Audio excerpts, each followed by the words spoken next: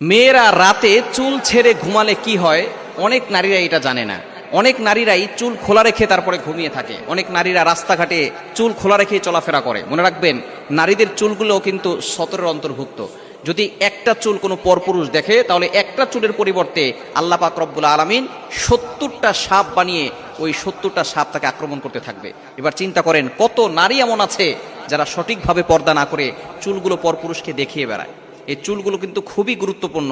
অনেকে এই চুল খোলা রাখে এবং নবীজি সাল্লাল্লাহু আলাইহি সাল্লাম জানিয়ে দিয়েছেন যে নারীরা চুল খোলা রেখে বাইরে বের হবেন। অবশ্যই তারা চুলটাকে ভালো করে ঢেকে, ভালো করে পর্দা করে তারপরে মানুষের সামনে যাবে।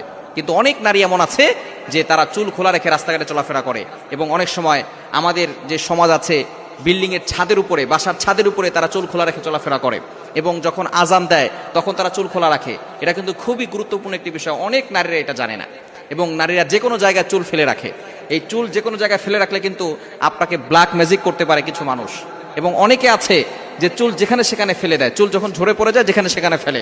নবীজি সাল্লাল্লাহু আলাইহি সাল্লামের চুল মোবারক নিয়েই কিন্তু এক ইহুদি মহিলা 11টা গিরা দিয়ে তাবিজ করেছিল। সুতরাং চুলগুলো খুব সাবধানে রাখার চেষ্টা করবেন। চুলগুলো জমিয়ে মাটিতে গর্ত করে তারপরে সেখানে পুঁতে রাখবেন। এটাই হচ্ছে সঠিক নিয়ম। অনেকে চুল যেখানে সেখানে ফেলে দেয়, যার কারণে পরবর্তী সময়ে সে বদনজরের শিকার হয়, এরপরে জাদুর শিকার হয়। এজন্য অবশ্যই আমাদেরকে বিষয়ে সতর্ক থাকতে হবে।